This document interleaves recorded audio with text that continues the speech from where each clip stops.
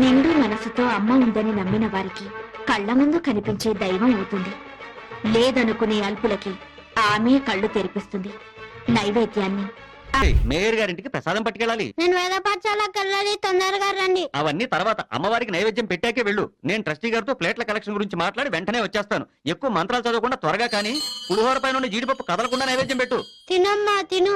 నేను వేద పాఠశాలకు వెళ్ళాలి. ఆలస్యం అయితే మాస్టర్ గారు కొడతారు. తినమ్మా తిను. మా అమ్మవు కదా, తొందరగా రా అమ్మా. త్వరగా వచ్చి తినకపోతే నేను ఇవాళంతా భోజనం చేయను.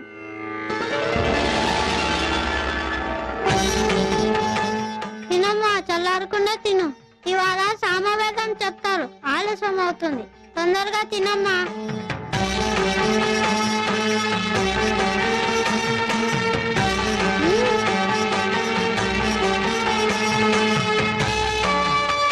బాగుందా?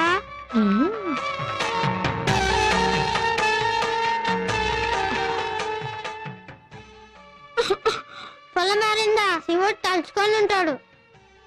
నేను దిష్టి తీస్తాను.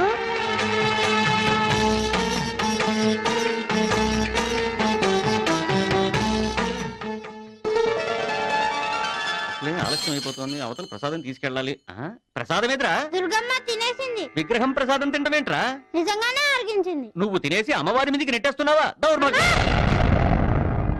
ఏంటమ్మా అలా నవ్వుతూ చూస్తున్నావు? కొడుతుంటే తిన్నానని చెప్పు. నువ్వు నెక్కేసి బొమ్మనేంట్రా సాక్ష్యానికి పిలుస్తున్నావు? మాట్లాడవా? తిన్నానని చెప్పు. తిన్నానని చెప్పు. నేను తినేసా అంటున్నారు, నువ్వు తిన్నావని చెప్పు. వచ్చి చెప్పకపోతే నేను వేరే మనిషి జంజం తీసేస్తాను. చెప్పు. ఒరే, కమ్మని పులిహోర పెట్టి చెయ్యి కడగడం మర్చిపోయావేరా?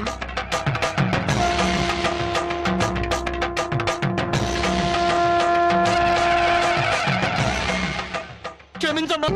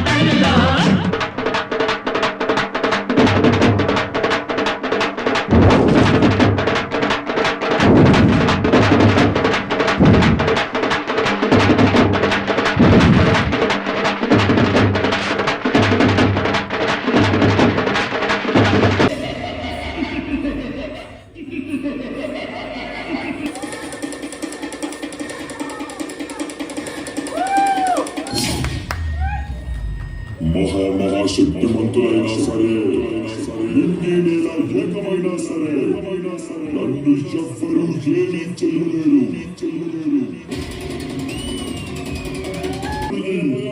నాకు మరణమా ఒక ఆడదాని చేతిలో మరణమా